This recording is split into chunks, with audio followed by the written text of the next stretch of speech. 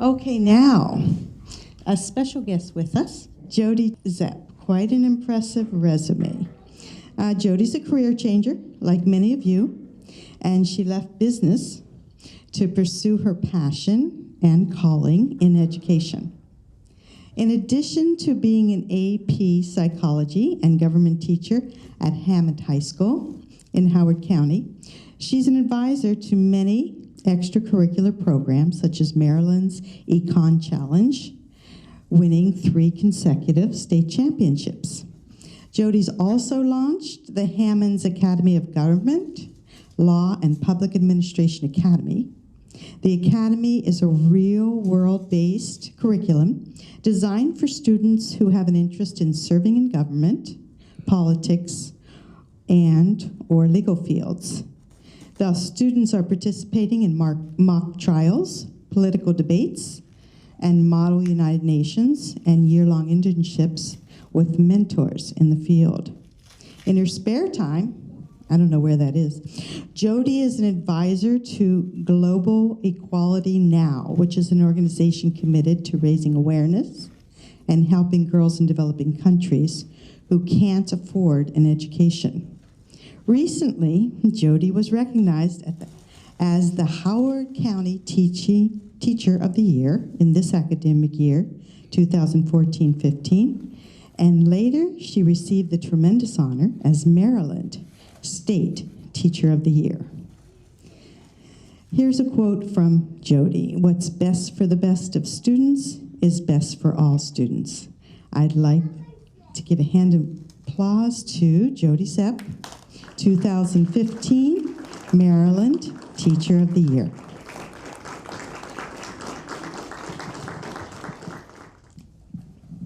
Thanks guys. It's a little informal here, so I was going to do a little podium action, but that's wacky because nobody's done it, and you're so far away from me. It's a dance, right? Classroom, it's always a dance, right? You got to sort of figure it out. This is essentially what I'm about and what I would love to be able to impart to you in terms of my wish for you as future teachers and my colleagues to be. On the far right, it's sort of, am I trying to think about, oh gosh, what am I going to speak to them about? Teachers as researchers, cool. And I know you have to do it, right, for your master's program, SLOs, learn that edu-speak. Look, it's serious. I put Tyrese on the spot about 20 minutes ago. It's the show. It's the show. I'm going to be about the tell, because the research is going to take care of itself. The assessment is going to take care of itself. I promise you the scores and performance of your students will take care of itself, because you're going to have instruction in place. You're actually going to be teaching and instructing your students from the heart, because degrees are necessary, we know that, but they're nowhere near sufficient, right? When it comes to success and a sense of accomplishment and achievement within your students. So that's sort of what I'm going to be talking to you about, my wish for you, which obviously includes beliefs. First, a little anecdotal thing, as many of your faculty will be able to attest. Never define yourself by where and with whom you have lunch. Never do it. There is no course, unfortunately, in master's teaching programs called Navigating the Politics of Departments. Should be. There isn't. So you're really going to be pulled and pushed to be everything you're not, which I'm going to emphasize tonight is critical, that you be who you are and why you are. And I'm going to talk a little bit about that. So never define yourself by where and with whom you have lunch. Your students will define you. And they're more than happy to talk about you and to talk to others about you. And they'll tell you about other teachers. So take heart in that. It's really okay wherever you eat lunch, man, right? With whomever at the end of the day. Don't worry about it. Nobody's coming for you. First belief, right? Believe in the power of introspection, that deep, sort of raw, uncomfortable, man. It's uncomfortable. Digging deep. Did I really reach them today? Did I? How do I know?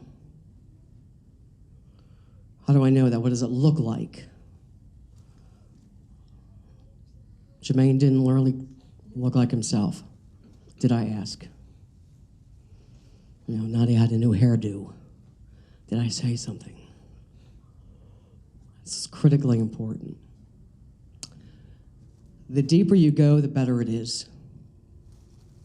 You really do have to do daily that introspection, even if it's on the drive home. I still weep. Right? Thinking about that day. You must see the lens through which your students see instruction. And that's the only way you're going to do it. Right? And so, cool. Tomorrow's another day. Rework it. Be human about it. Have the conversation if need be. And move on. Believe in who you are and why you are. That's really hard. It's hard, and I'm going to ask you to truly begin to be secure with that. Because it is that self that walks through the door jamb every day and impacts the lives of students. It's powerful. A heartened teacher feels things, teaches things, doesn't need students for scapegoats, right? We know them. We know these disheartened teachers. They're toxic, right? They infect everything around you. Our profession is plagued, man, with negativity right now. More props to you, right, for being in these master's teachers programs, because you're just getting beaten up right and left, right? Beaten up right and left.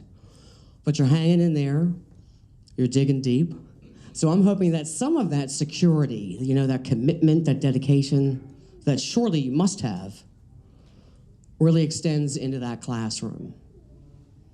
Because that's what the students are going to pick up on and feel. You can have the content down, hopefully, right? But if you can't break it down because of the relationships that's been established, there's not going to be any foundation from which to have any learning together. And that's what you want. And that's you. Look, we all know adults are still trying to work it out. Right? There are plenty of adults, man, who don't know who they are. We know that. Maybe some on our staff. Your job and duty is to be you and embrace it and be secure about that and know about it. And just an example of what I'm talking about. As a 4-year-old daughter, I witnessed my father integrate Carroll County in the mid-'60s. Huge for me. That was huge for me, right?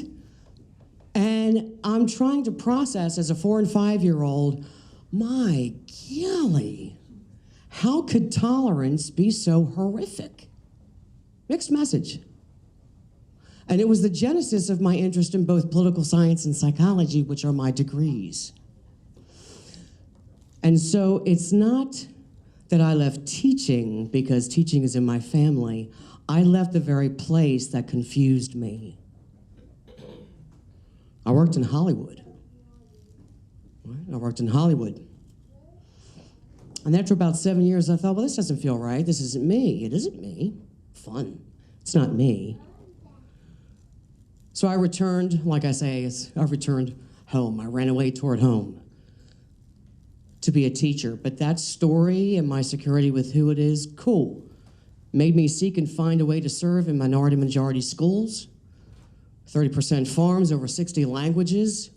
And that is all I've done for 13 years in making sure that I'm bridging the achievement gap on my watch.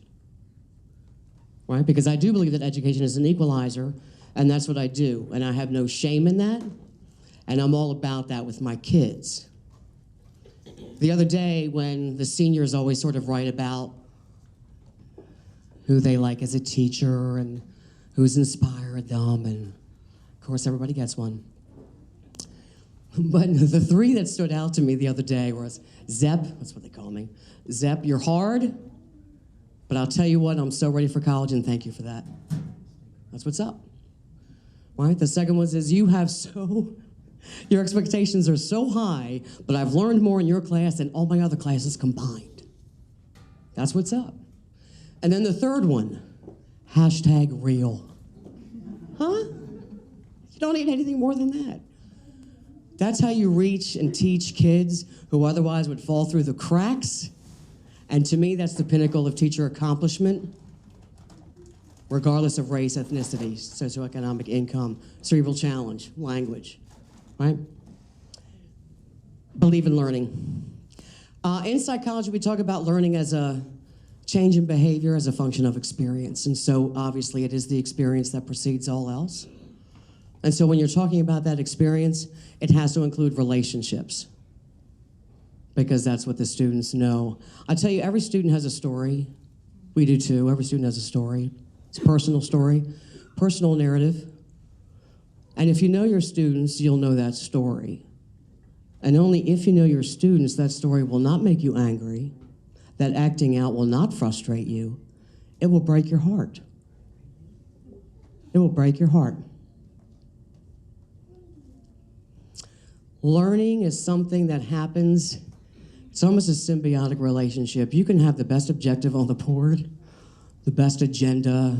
We're going to go from here to here to here, and that's the show. It's the show, right? But the tell really is in the scores. They show up for you and score well because of the relationship in the class. They'll show up to you at the benchmark. They'll show up to you at the HSA, the middle school assessment, the AP exam. And that score is not for them, it's really for you. That's what's awesome, right, about that kind of relationship. Believe in the re-enfranchisement of the heart and the rejuvenation of the mind. That's really tough to do sometimes, but I think it just sort of speaks to itself.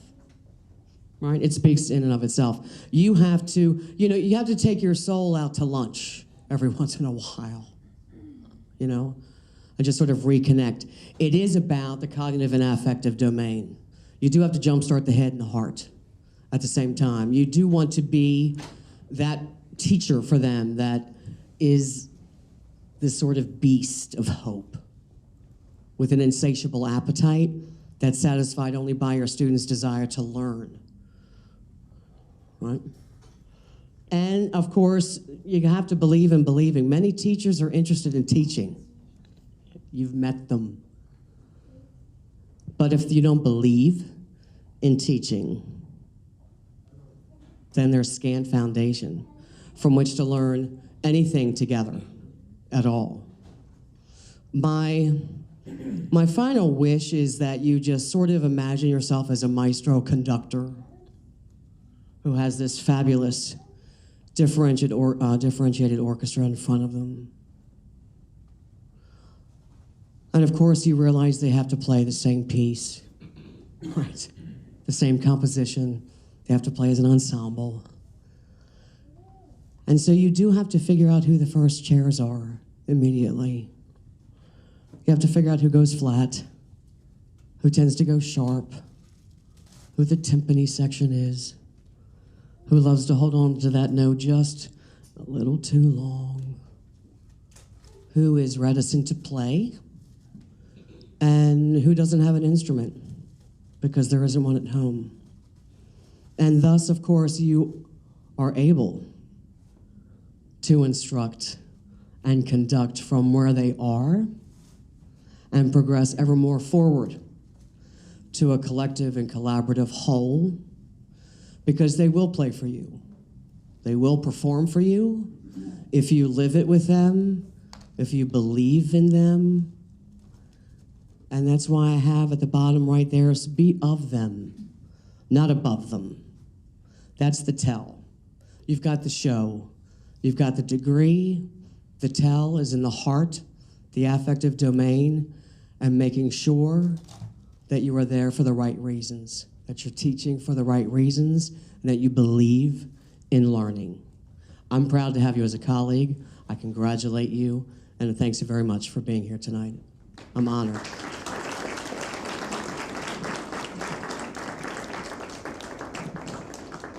I'd like to call up Michelle Dunkel. Please come up, and also Stacy Smith and Jody back up to the stage here. I just want to recognize Michelle Dunkel. She is representing the Maryland State Department of Education, and we're very glad you're here tonight. Thank you. Good to see you. Thank you. Did you? Well, surprise. I'm just so thrilled to be here. I'm sorry I came in late. I hope it wasn't too disruptive. Traffic was, as usual, coming from Baltimore. Congratulations to you. Even though I was really very late and I thought I might interrupt, I pushed on and came because I really wanted to be here. I'm so proud of you. I'm so delighted to get to see the work that you've been doing. I spent 19 years just down the road at Bladensburg High School, teaching and instructing and leading my department and then leading the whole school's instruction. And so my heart is with you. I was particularly captured by Jody's comments or someone's comments about the where you have lunch and the teacher's workroom. Just stay out of it. Just don't go there. Or be very, very strong. She's right. There's a lot of negativity right now about teaching and about just about the whole field. You can change that. You can change that. It's in your hands. And she's so right. Know who your kids are. If you know who your kids are, it all falls into place. You teach the kids. They send you what they have, and you teach them to the best of your ability. And it will be, like it was for me, the best 20 years of your life. You will love every minute of it. Thank you very much for inviting me, and